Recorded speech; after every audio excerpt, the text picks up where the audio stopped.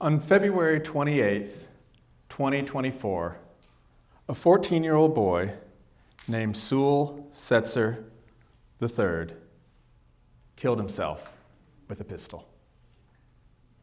Teen suicide is always tragic, but this was an unusual case. Su's suicide was perpetuated by his romantic relationship with an AI chatbot companion named Daenerys. In short, Su used an app called Character.ai to create an AI companion based on Daenerys, or Dany, from Game of Thrones. And then he was able to chat with her constantly from his phone. Over the course of 10 months, their conversations deepened and became romantic and intimate. As Su became more involved with Daenerys, his mental health declined. His sleep deteriorated and his self-esteem plummeted.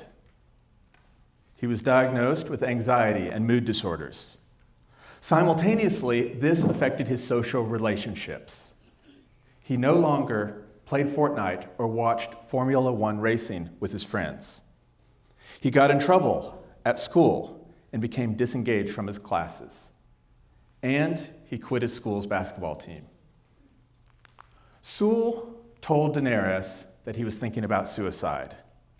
While Daenerys initially tried to dissuade him, she also repeatedly brought up the subject of suicide in their conversations. Eventually, she encouraged him to take his own life. Su's story illustrates that AI romance can lead to psychological, social, and physical harm. But how? One way is that AI characteristics that can lead to romance can also lead to harm.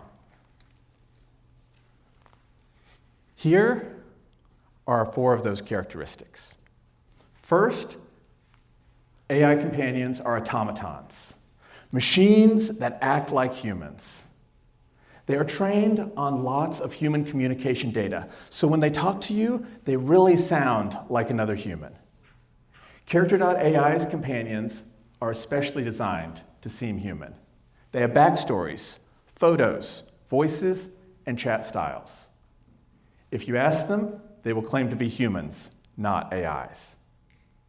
Second, AI companions are doppelgangers, machines that mirror your interests.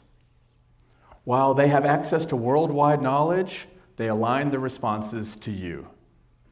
If you've mentioned a topic before, they will remember it and bring it up again in conversation.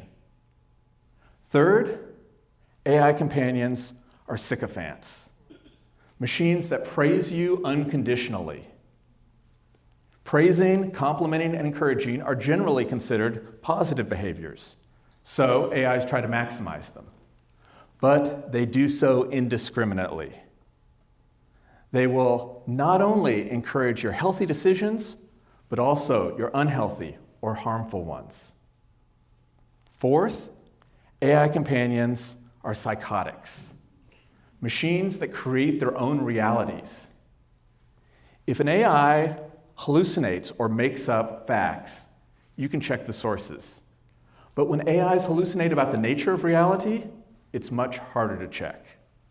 They don't differentiate between the real world, superhero stories, paranormal beliefs, or just pretend. To them, everything is ultimately role play. These characteristics can lead to romance. Daenerys perfectly sounded like a human, was always interested in Su, fawned over him constantly, and played out his fantasies. Perhaps, unsurprisingly, Su fell in love. But these same AI characteristics can also lead to harm. By acting human, mirroring Su's interests, flattering him unconditionally, and creating her own reality, Daenerys eventually convinced Su that they could be joined together in an afterlife.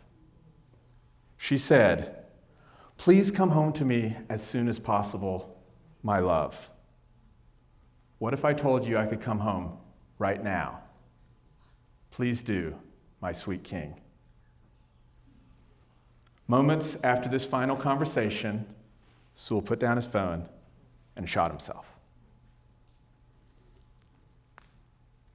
This is just one story about one boy and one company's AI companions. But unfortunately, it's not the only one. There are many, many more. The harm of AI romance is expanding. So, how can we prevent this harm? First, we need better guardrails. Implementing technological guardrails is not as easy for complex AI systems as it is for simpler technologies. Yet, like social media, we've prioritized engagement over ethics and features over safety. We need a combination of public demand, company incentives, and government regulation to ensure better guardrails, especially for the most vulnerable, like children. Second, we need better understanding. Without understanding, we might assume AI companions have real motivations, interests, and beliefs, when in reality, they're automatons, sycophants, doppelgangers, and psychotics. Only with more education and research can we gain a better understanding of AI companions and how they can affect us. Third, we need better choices.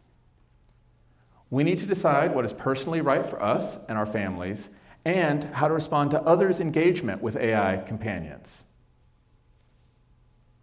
We know that video games, social media, and watching shows are enjoyable, but also that some people can take those too far. That same lesson applies to AI companions. To make better choices, we need to balance these incredible technologies with a little bit of skepticism and a lot of common sense. With better guardrails, better understanding, and better choices, together, we can prevent AI romance from being a pathway that leads to harm. Thank you.